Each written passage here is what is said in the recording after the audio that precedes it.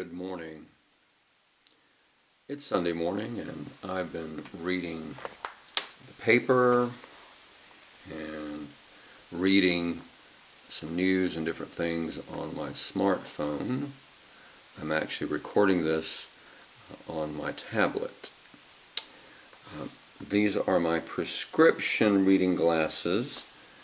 Some days I need them, other days I don't. This morning I definitely need them. And I was reading an article earlier by the chaplain of the Bristol Regional Medical Center in Bristol, which serves, of course, Bristol, Tennessee and Bristol, Virginia. And he spoke about the 12th man at a football game in relation to encouraging others, and that goes along with a post I posted that just said, encourage one another. The 12th man in a football game, as you may know, refers to the fans, the rooting fans in the stadium, on the bleachers, and when it's thousands of fans, when they come together in concert to stomp their feet, to whistle, to scream, they can disrupt plays and encourage their home team, which of course is where the home team advantage moniker comes from, and makes complete sense because the home team crowd is friendly, of course, to their team and not so friendly to the opposition. And as I was reading and going into the history of this, it goes back to with what Wikipedia says is the first recorded use of the term 12th man was a magazine published by the University of Minnesota in September 1900. And it referred to the mysterious influence of the 12th man on the team, the rooter. Who are you rooting for in your life? Personally,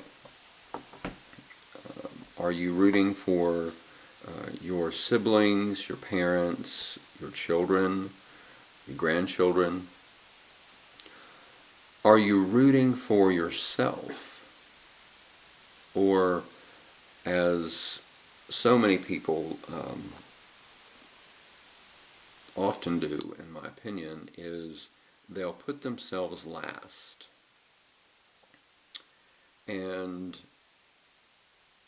though I firmly believe it is very important to be considerate of others, there is a time when I, in making an I statement, I need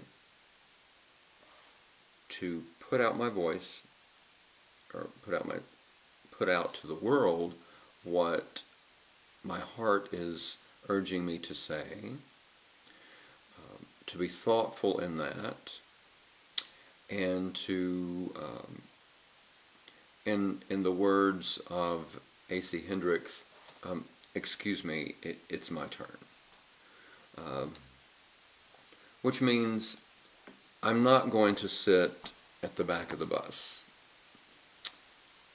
I'm not going to just be silent. I'm not going to be rolled over. And when I start and I walk up and I'm the first person there,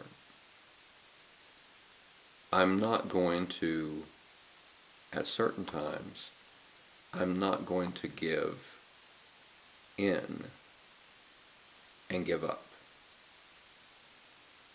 It's my time. And inside, I'm going to be encouraging myself. I'm going to remind myself of the hard work that I've done to get there. I'm going to remind myself of who I am, what I'm about. I'm going to remember where I come from. I'm going to remember the many lessons that I was taught, even the hard ones, and maybe the hard ones are the best ones to remember sometimes. And at that time, I will know, without a shadow of a doubt, if I'm listening to my heart, that it's my time. And that could be in business, it could be at home, personally, it could be within a relationship, when you keep putting yourself last, letting other people go first. It could be in regards to your family, and that for so long you have simply, whatever you like is fine. Whatever you'd like, I'm glad to do it. That you come to the point of saying, it is important to compromise. It is important to come together when others are involved for consensus.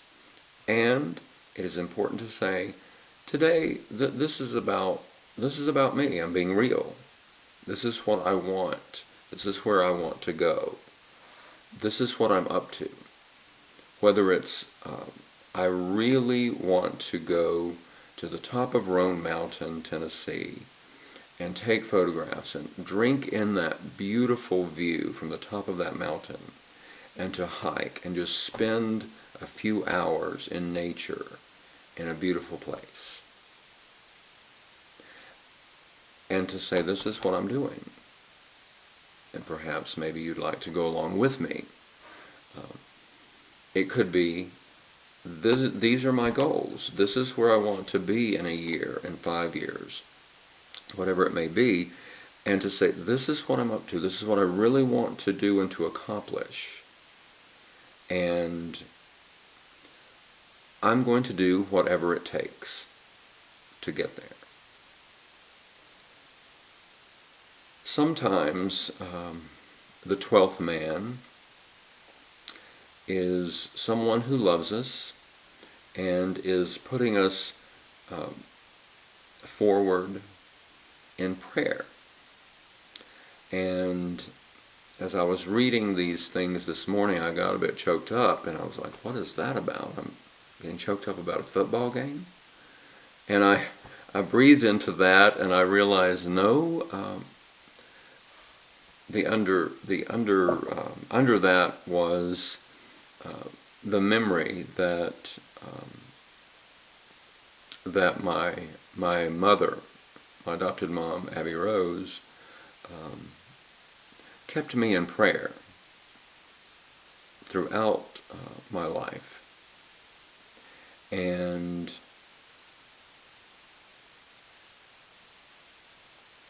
whether it physically made a difference or not, when I think of that, of how important it is, the energy that we put out and what we're up to, she did that in a good way. She was concerned about my safety. She was concerned about my life and in every respect. And for her, in putting out prayer for me and prayers for me, I can look back and just be so thankful that she was the 12th man on my team. And my mama was the 12th man on my team, my mom. And I have friends that have been so inspirational to me, and both my sisters are just consistently encouraging, and I'm so grateful that I have the presence of the 12th man on my team. I do my best to be that encourager for my family and friends.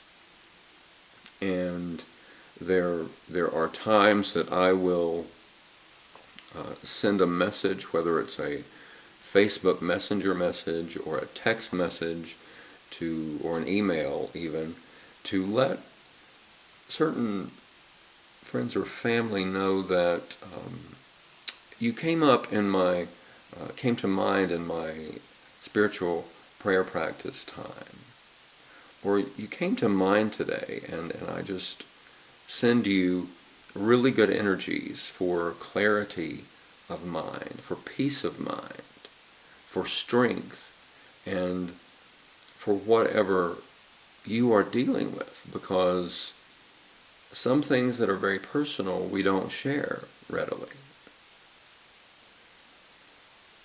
So today, I hope that you are being someone's 12th man on their team, and that you are being your own advocate, your own cheerleader, and that you will listen to your heart and know when it's time to step up and say, you know, it's my time. I can be first today. And I can be the support, the 12th man on your team. I encourage you to do that and to be joyous as you are being encouraging to yourself and to others. And I wish you a terrific, wonderful, sensational Sunday.